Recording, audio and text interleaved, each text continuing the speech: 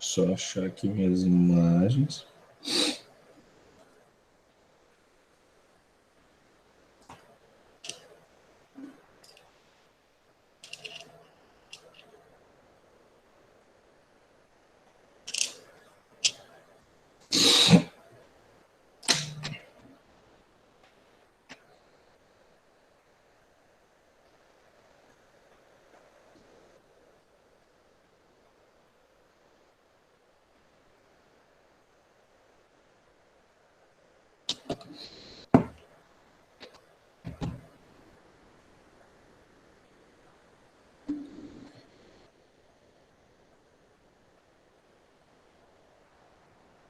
Então, vamos lá? Ó, deixa eu colocar aqui na tela para a gente não perder muito tempo, né? Aqui.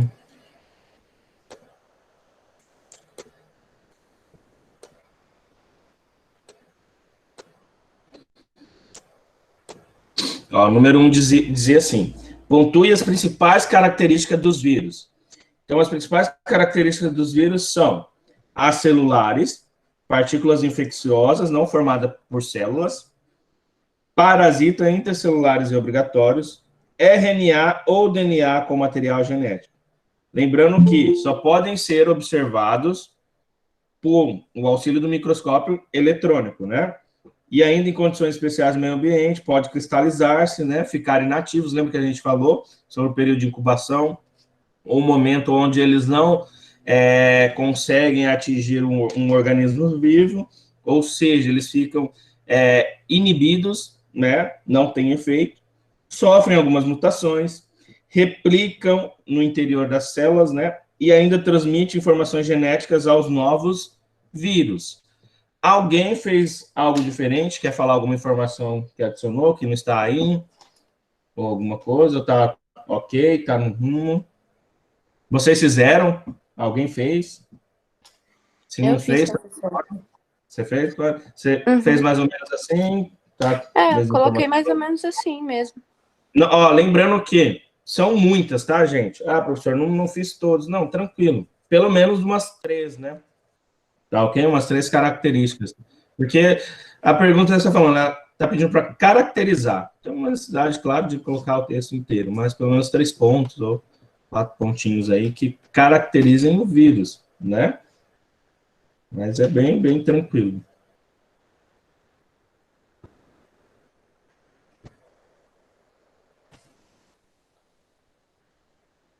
Dá mais 2 minutinhos para quem não fez fazer, daí a gente já segue.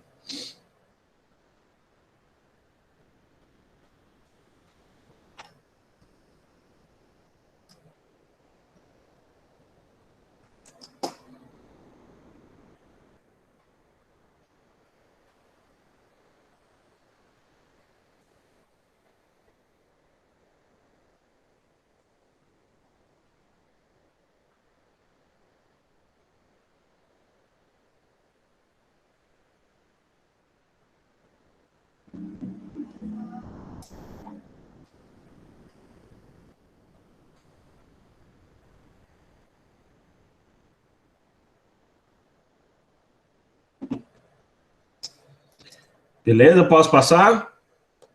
Tranquilo, pessoal?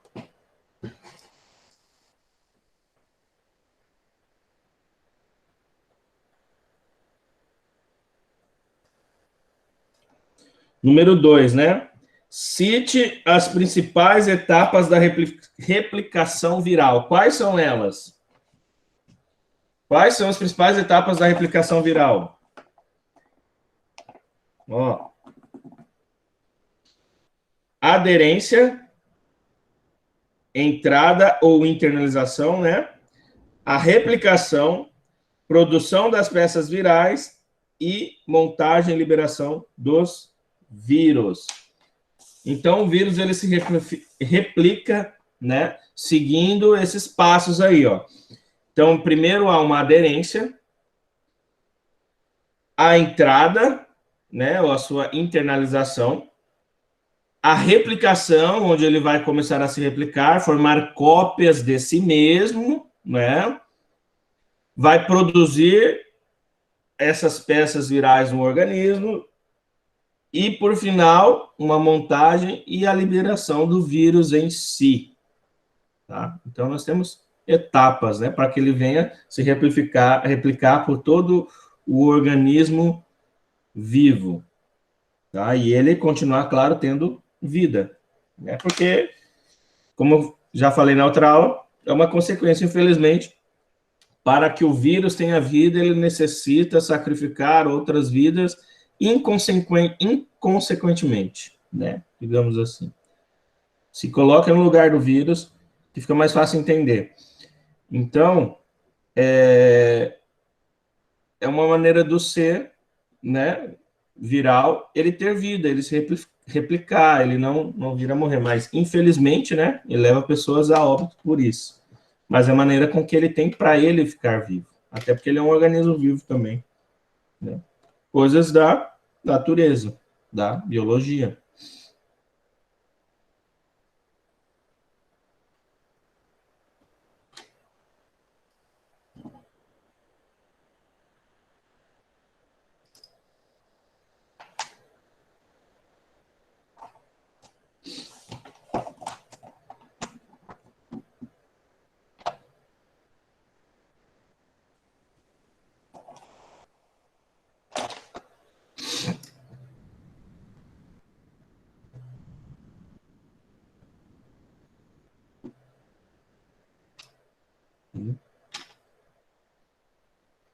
Por fim, cara, nós temos o número 3, que é um baita de um quadro. Daí o que nós vamos fazer? Eu vou sugerir para vocês atirarem um print, quem não fez, e depois vocês complementam, porque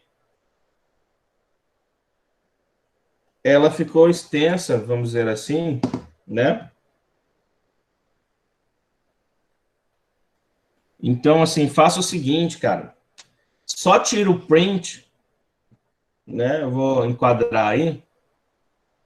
Tira o print e depois vocês complementam, né? Quem não fez. Quem já fez, ótimo. Tá? Ah, professor, não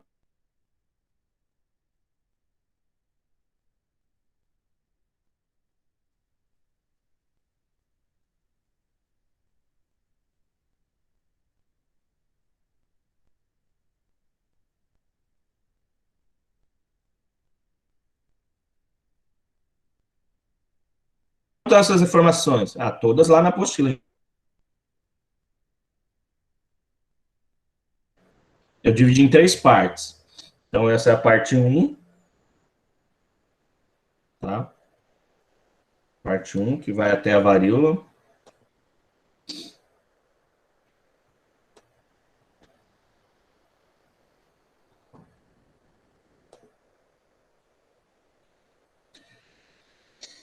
Daí a parte 2, do rotavírus até a dengue.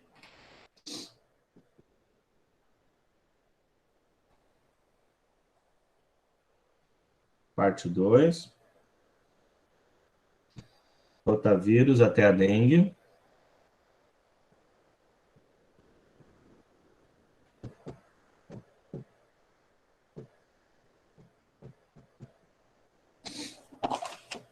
Lembrando que aí eu tenho a transmissão, os sintomas e a minha profilaxia em si, né? A maneira de eu tratar.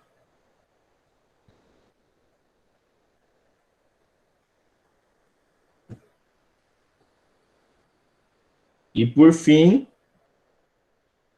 o sarampo até a parte da AIDS.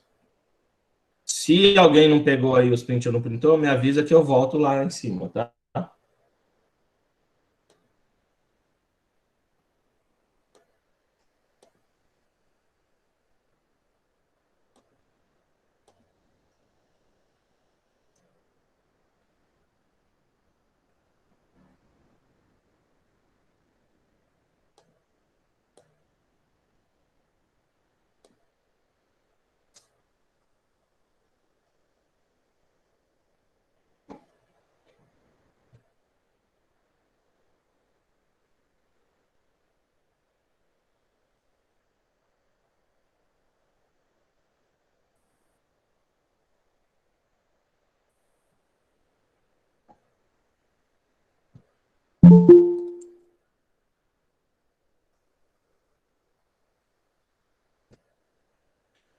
Beleza? Vamos dar sequência, então? Ah, tá. Beleza, eu vou lá.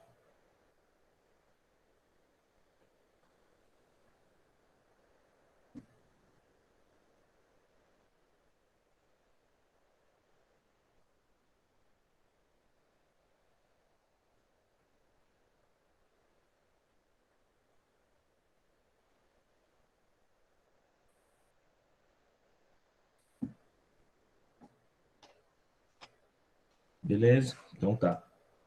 Vamos lá para a apostila.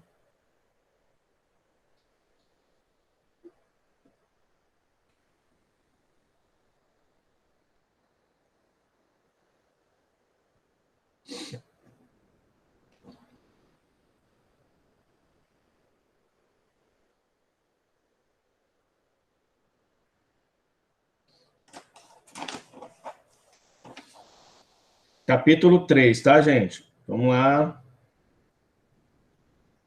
Passado aí um... Acho que estou na parte... Agora... Extenso.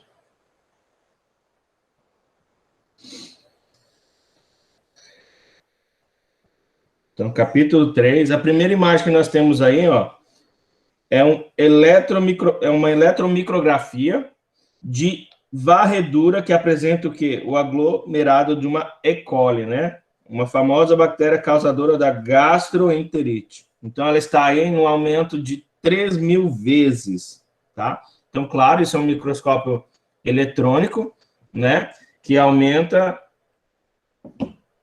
a bactéria da cólera em mais de 3.000 vezes. Então, você consegue ver ela proliferada, né, em tamanho bem maior, tá? Então, vamos lá.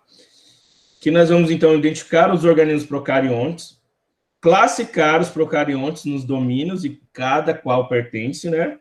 Relacionar cada organismo com as características gerais e específicas, compreender as interações entre os procariontes da saúde humana relacionados aos conhecimentos científicos, aspectos culturais e características individuais. Então, vamos lá. Procariontes. No grupo dos procariontes, inclui-se as bactérias, as cianobactérias e as arqueias. Tá? Este grupo vai ser estudado neste capítulo. Possui grande importância socioeconômica, ecológica, ambiental e... Deixa eu só desativar aqui. Ecológica, ambiental e ainda para a saúde humana. No caso das bactérias, além de serem causadoras das doenças, são amplamente utilizadas na indústria de alimentos. Então, as bactérias, como vocês já devem saber, né, elas são utilizadas para a produção de alguns laticínios, o próprio vinagre, né, a indústria da farmácia, como também na produção, né, de alguns medicamentos, biorremediadores, sintetizam, então, substâncias de grande importância, principalmente para a nossa saúde. Graças ao quê? Graças aos conhecimentos na área da biotecnologia. Tá? Ainda, muitas espécies fazem parte da microbiota de vários organismos, além de serem responsáveis pela decomposição da matéria orgânica. No caso das cianobactérias, a importância ecológica deve-se à grande produção de oxigênio da atmosfera, a fixação do nitrogênio em alguns ambientes. Também são utilizados na produção do biocombustível, da alimentação, além de ser indicadora de floração das águas, quando ocorre a multiplicação intensa das cianobactérias em ambiente aquático. Estudos recentes ainda envolvendo as arqueias devem-se ao fato de terem elevado potencial biotecnológico para a obtenção dos agentes terapêuticos, né, como as enzimas, os polímeros, a biorremediação, a bioloxiviação dos poluentes, otimização da capacidade de microbiana de alguns alimentos e o tratamento de resíduos, dentre outros, tá? Então, as procariontes, as bactérias procariontes, elas estão em todos os lugares que a gente pode imaginar, principalmente dentro da indústria, né? Nos produtos dos laticínios, a gente conhece aí alguns clássicos, como os lactobacilos, né? Que estão presentes em fermentados. Nos vinagres, nós temos grandes presenças de bactérias, tá? Devido à sua fermentação, e é o que vem a dar, às vezes, os gostos, parte química, né? Da química em si. Bom, então, ela é de grande importância, como eu falei para vocês. A gente veio de um conteúdo de vírus, né? Onde os organismos, né? Para que eles venham a sobreviver ter vida, eles tinham que estar em um ambiente, né? Que também obtesse, né? Ou tivesse vida. Então, é uma consequência a parte da doença. Infelizmente, ela acontece principalmente em nós, né? Seres vivos, tá? Mas é a maneira deles viverem. Então, da mesma forma que eu tenho bactérias virais, eu tenho bactérias que fazem bem à saúde, tá? Então, vamos já pegando aí esses dois lados, tá? Então, vamos lá. Vamos dar sequência aí. Os organismos procariontes, eles são organizados, né, de acordo com o Whittaker, lá no reino Monera, que a gente viu no início desse capítulo. Tá ok, Vitória? No entanto, desde 1970, com os trabalhos de Oese, a tendência é considerar os procariontes pertencentes a dois domínios, o arquea e o bactéria. Logo, neste material, usaremos o termo Monera como coletivo de organismos procariontes. Então, quando a gente se referir ao termo Monera, é o coletivo dos organismos procariontes, tá? Ao domínio bactéria, pertence às bactérias e às cianobactérias. Já ao domínio arqueia, pertence às arqueias, tá? Como conhecemos. E nos procariontes, há uma grande diversidade metabólica, podendo se concentrar em espécies decompositoras, os fotossintetizantes, né, que realizam a fotossíntese, as sulfurosas, a quimiosintetizantes associadas a outros organismos, fermentadoras, nitrificantes, desnitrificantes, aeróbias, anaeróbias, e neste capítulo nós vamos estudar, então, as características gerais, tá? Bem como as particularidades de cada grupo. Então, vamos lá. Parede celular e coloração de grão. Tá? Então, primeiro ponto aí, vamos lá. Antes do detalhamento dos domínios da bactéria e da arqueia, é importante a familiarização com os termos básicos utilizados na classificação inicial desse grupo de organismos.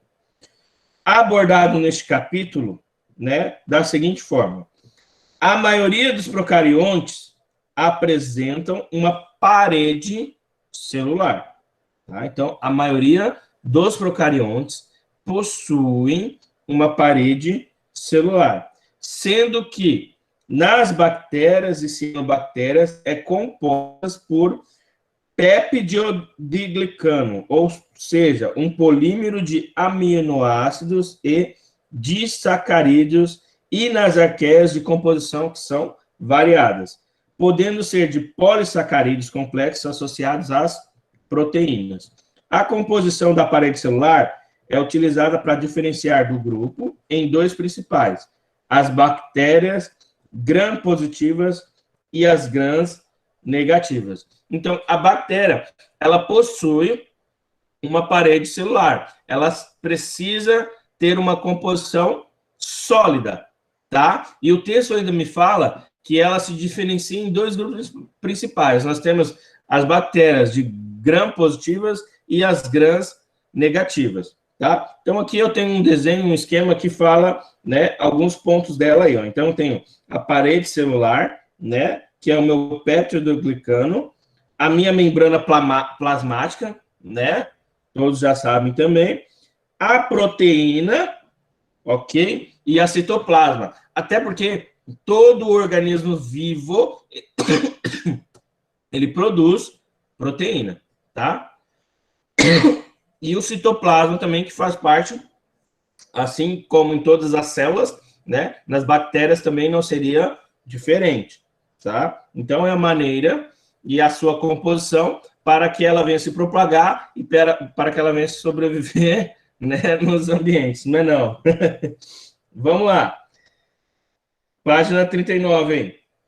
A bactéria gram-negativa, ela tem algumas diferenças, tá? Enquanto aqui na positiva eu tenho só o meu péptide de clano, aqui na negativa eu tenho uma membrana externa, né? E o meu péptide de clano, tá? Então, notem, ó, eu vou pegar aqui, vou dar um zoom que fica melhor para vocês entenderem. Aqui a gente não tem uma parte superior, tá? Já aqui na negativa nós temos uma parte, ó, uma camada superior, ok? Então, ó, só voltando lá, membrana externa, péptide de clano, membrana plasmática, a proteína e o citoplasma. Então, a única coisa que muda da gram negativa para a gram positiva na sua composição é essa camada externa, né? Ou essa camada positiva negativa. Eu tenho uma membrana externa assim, tá? Então, ilustração esquemática da celular de uma bactéria, tão gram positiva como gram negativa. E é o que diferencia, né, esses dois grupos. Continuando ainda. A coloração de gram foi desenvolvida pelo bacteriologista Hans Christian. Ok? Beleza, Vitória? De 1853 a 1938. Lá no ano de 1884. Consiste num esforço de células feito sob lâmina de vidro e fixada pelo calor, tá? Na sequência, recebe o corante cristal violeta Lugol, o álcool e a sulfonina, fucsina, durante certo intervalo de tempo, a fim de corar as diferentes estruturas que compõem a parede celular. A retenção ou não da combinação entre o corante violeta e o iodo, o Lugol, quando da adição do álcool, deve-se às diferenças estruturais da parede celular, sendo que as grãos positivas apresentam uma maior retenção devido à sua espessa camada do péptide de glicano. Então, a positiva ela tá, em relação à negativa. Tá? Em laboratórios de análises clínicas, é um dos métodos mais importantes usados na identificação, caracterização e a triagem das bactérias. Vitória, lê para a gente aí, já que você voltou, lê o domínio arcaia. Tá bom. Os organismos pertencentes ao domínio arcaia são as arqueias, caracterizadas pela ausência de peptidoglicano na parede celular. Ainda há muito que se descobrir a respeito desses organismos. Habitam os mais diferentes ambientes, desde locais adversos até os mais inóspitos possíveis. As halófitas vivem em regiões de alta salinidade, como o Mar Morto, em Israel. As termoacidófilas vivem em vulcões e fontes termais ácidas, onde a acidez é elevada e a temperatura fica entre 60 graus Celsius e 80 graus Celsius. E usam a energia química do gás sulfúrico para produzir compostos orgânicos, quimiossíntese. Dessa forma, conseguem sustentar toda a comunidade de seres vivos que vivem nesse ambiente. As metanogênicas vivem em esgotos, pântanos e no tubo digestório de cupins e de ruminantes. Participam de produção do gás metano, por exemplo. Estudos sugerem que se reproduzem assexuadamente por bipartição, sendo a variabilidade genética possível apenas por meio de mutação. Em função do pigmento denominado bacteriorhodopsina, algumas espécies deixam a água com coloração rósea ou púrpura avermelhada. Este pigmento absorve a luz solar e a energia é usada para a produção de ATP. É o processo fotossintético mais simples que se tem conhecimento. Então, olha que legal. A primeira característica aí, dentro das arqueias, né, é que elas gostam desses ambientes aí inóspitos, né, como o próprio texto diz, ambientes onde a vida, para muitos organismos, ela não existe. Então, nos vulcões, né, o próprio Mar Morto, como ele dá exemplo, que são ambientes assim totalmente ácidos, né, temperaturas altas. Cara, temperatura vulcânica, por exemplo, né? Você imagina a lava em si, todo o enxofre produzido, né, numa reação de um vulcão, né, seja em qualquer canto do planeta que estiver. A arqueia, ela tem vida ali. Então, eu pego já o gancho do que eu comecei falando para vocês. Esses organismos, eles precisam viver, né? Nós estamos falando de biologia, nós estamos falando de vida. Então, é a maneira com que eles se adaptaram desde o princípio para que eles pudessem o quê? Se multiplicar, também que é outro ponto que o texto fala. Então, claro, né? Se reproduzem de maneira assexuada pela bipartição. Então, né, se reparte, vira dois, e aí vai indo, tá? Essa variação, ela é enorme, porque eles vão mudando, eles vão se adaptando a esses ambientes, né, que são, assim, de difícil acesso e de difícil vida para muitos organismos. Porém, eles, né, as arqueias em si, elas foram constituídas e elas se adaptam facilmente a todas essas fontes, né? Seja ácido, seja alta temperatura, seja uma temperatura assim ácida, né? O lugar onde temos gás, amônia, metano e fora ainda, né? O texto ainda coloca ali o exemplo, ó, dos tubos digestórios dos cupins e dos ruminantes, né? Como as vacas e outros aí que fazem um processo de digestão inverso, tá? E ainda ele fala que diante de tudo isso elas conseguem fazer o quê?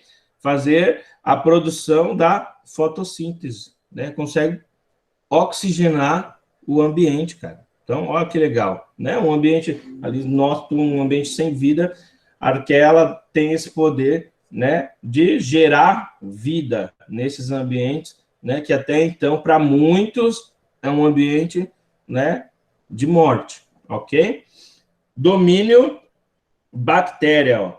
Formado pelas bactérias e cianobactérias, que não possuem membrana nuclear, tem material genético disperso no hialoplasma e não possuem organelas membranosas, como mitocôndrias, cloroplastos, complexo Golgiense e o retículo endoplasmático. São unicelulares, podendo viver isoladas ou em colônias. Vamos lá. Cianobactérias aí. Página 40. As cianobactérias podem ser encontradas em ambientes aquáticos, na água, né, marinhos, ou ducícolas, ou ainda em associações mutualísticas com fungos, formando os líquens, e são os principais componentes do fitoplâncton, tá? Todas as cianobactérias são autótrofas, realizam fotossíntese com a liberação do oxigênio, né? Sendo o único grupo de procariontes com esta característica. Recentemente, foram reconhecidas como fonte potencial de produtos farmacológicos com atividade citotóxica, antifúngica, antivirótica, antibacteriana, imunossupressora, dentre outros e tantos benefícios que nós temos. Existem espécies ainda que produzem toxinas que afetam o fígado e o sistema nervoso. São estas que exibem as florações, que consistem na reprodução acentuada, aumentando então a concentração de toxina no ambiente. Provocam mortandade, né, de alguns animais.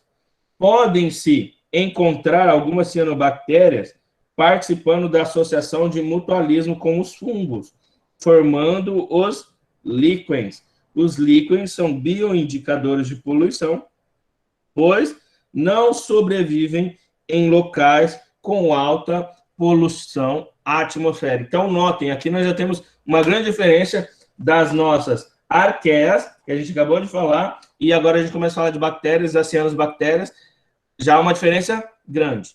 Elas já não sobrevivem a esses ambientes inóspitos que nós temos lá nas arqueias. Então, ela não gosta de acidez, ela não gosta de ambientes quentes, né? Aí a gente começa a falar de bactérias, elas já gostam o quê? Do ambiente mais fresco, mais frio, uma temperatura ambiente mesmo, tá? Para que ela venha ter as suas vidas.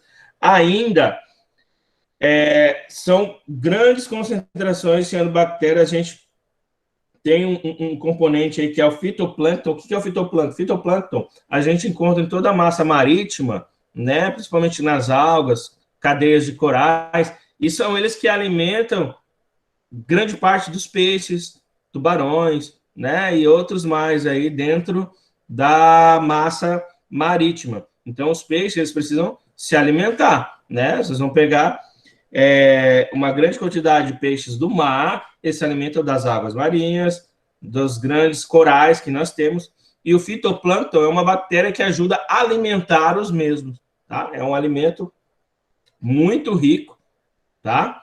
Muito rico, e que fornece vida a esses animais, tá?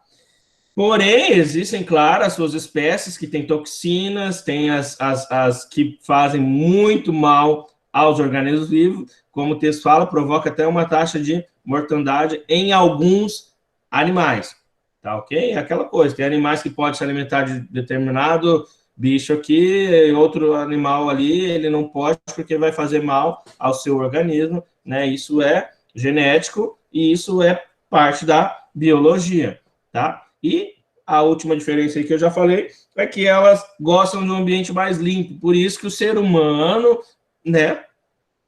O ser humano em si, o nosso organismo bem cuidado, né, em toda a sua natureza, é uma fonte muito rica de bactérias, tá? Então, ó, imagem por microscopia e óptica que mostra a nostoque, né? Ela é uma cianobactéria que apresenta uma organização colonial. As setas apontam heterócitos, células da colônia responsáveis pela fixação do nitrogênio atmosférico. Aqui ela está aumentada em 1000 vezes, tá, galera? Para ela ficar aí dessa forma, como vocês podem ver aí na tela ou na apostila de vocês, tá? Então elas se replicam. Noto que nós temos várias cópias, né, das mesmas, ok? Algumas com tamanhos menores, maiores, mas em base, toda a sua cadeia, elas são idênticas, tá? Vamos lá. Estrutura, estamos quase fechando aí. Estrutura. As cianobactérias apresentam parede celular, membrana plasmática, ribossomos e DNA. No seu interior, há 3 grupos de pigmentos. Então, lá, dentro das cianobactérias, a gente tem 3 grupos de pigmentos. Então, eu tenho primeiro a clorofila, que é a coloração verde da mesma, né? A micocianina, que é a cor azul, e a micoeritrina, que é a cor vermelha. Então, por serem procariontes, elas não dispõem de envoltório celular e de organelas membranosas. Então, elas não apresentam os flagelinhos, né? Nem os pelos. Movimentos o quê? Por deslizamento. Elas vão deslizando, tá ok? Então, ó, a reprodução. São conhecidas apenas pelos processos de reprodução assexuada, né? Que a gente viu lá no início do ano. Por cisparidade, que é o quê? A divisão binária, né? Ela está andando ali e já vira outra. Ou por esporos ainda, né? Por fragmentação dos filamentos. Dessa maneira, a ocorrência de mutações acaba sendo a única fonte de variabilidade genética desses organismos. A reprodução por cisparidade dá origem às novas cianobactérias idênticas geneticamente. O processo é importante para o quê? para promover o crescimento dos filamentos das cianobactérias. Quando esses filamentos se tornam muito longos, podem fragmentar-se em filamentos menores, os quais podem crescer e, assim, então, formar novos filamentos. Tá ok? As bactérias são encontradas em diferentes tipos de ambiente. Então, a gente já deu uma prévia aí, já falou bastante, né? Mas elas são encontradas lá nos mares, elas são encontradas nos rios, são encontradas nos lagos, nas fontes termais, tá? Na matéria que está em decomposição, no solo, no nosso corpo, que é uma grande fonte de bactérias, no nosso intestino também, que tem muitas, no leite, grande parte delas estão lá, e ainda em outros alimentos ou interações ecológicas de mutualismo, né? Comensalismo, antibiose e parasitivismo. Então, isso aí a gente vai ver mais no terceiro ano, essa parte do mutualismo, né, comensalismo, que são onde dois organismos ou mais eles são beneficiados, tá? Diferente do parasitismo, onde só um é beneficiado do outro, né? Dentre as bactérias estão o Actinomycetus, o Mycoplasma, né, que não possui parede celular, as clamídias, as rickétsias, as bactérias gram-positivas e as gram-negativas. Então, encontramos em todos os ambientes aí, né? Desde a água, desde o estado líquido, estado sólido, né? Estado gasoso, as bactérias, elas estão presentes. Organização celular.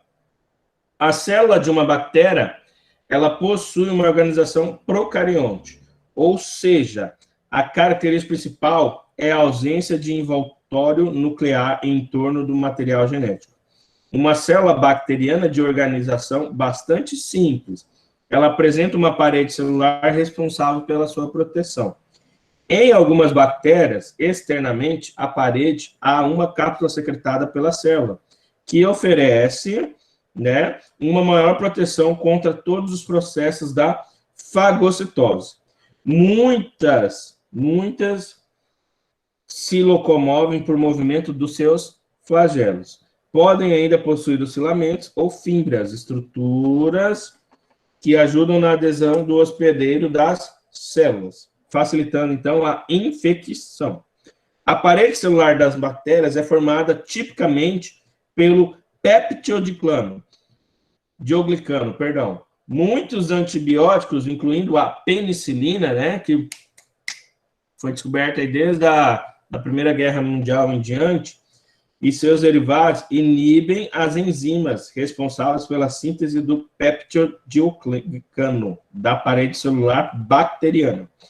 No lado interno da parede celular está a membrana plasmática de composição lipoproteica, responsável pela permeabilidade sensitiva. Então, aqui, nós temos uma imagem, tá?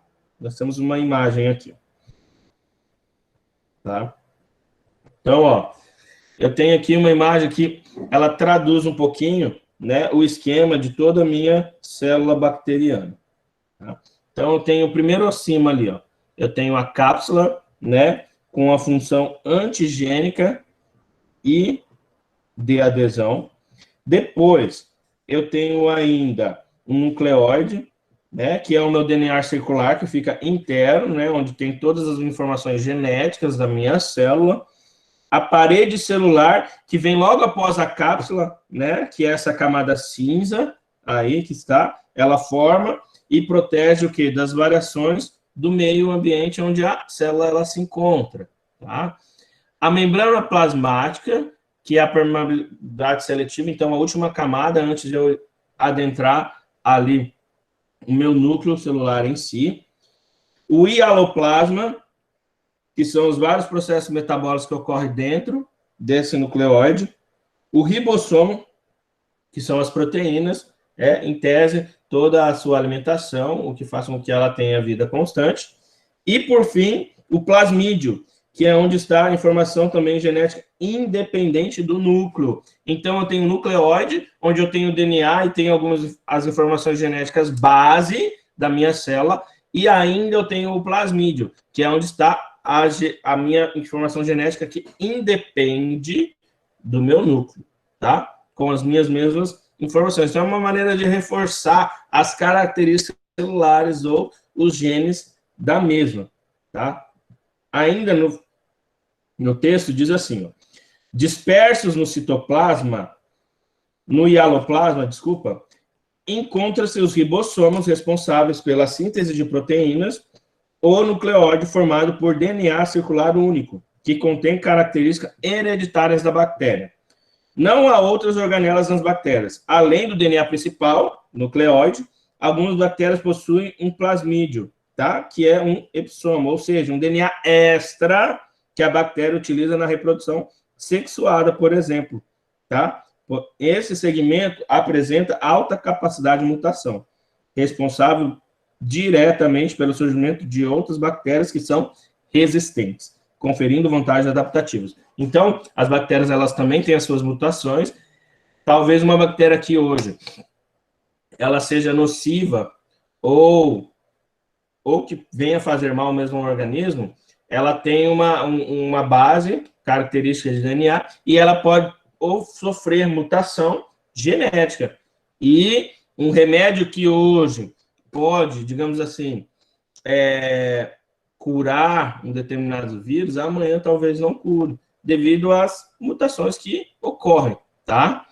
Ela tem toda essa vantagem adaptativa, como diz o próprio texto.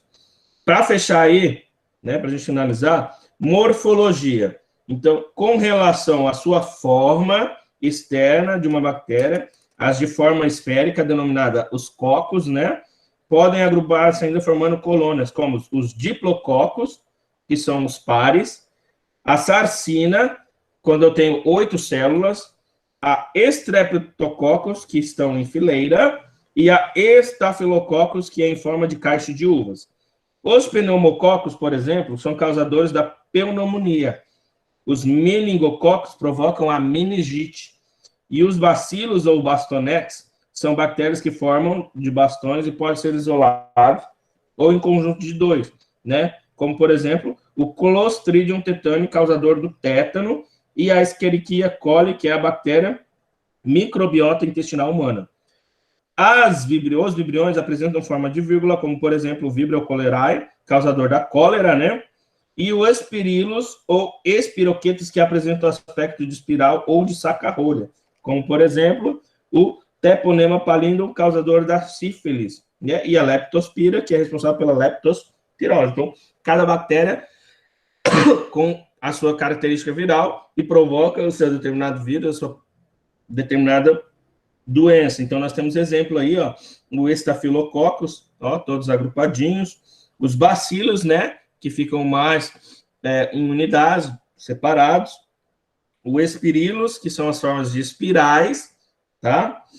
Os cocos, né, unidades também, redondinhos, círculos normalmente, o Streptococcus, que é a junção dos meus cocos, as tétrades, que são em grupo de 4, e os vibriões, que são formatos de virgulóis, de vírgulas, tá? Beleza? Ok, pessoal? Por hoje é só, a gente fecha aqui, então, tá? Aula que vem, a gente parte de nutrição ali da página 42. Beleza, pessoal? Tenha uma boa semana, tenha um bom dia e até amanhã. Falou. Falou.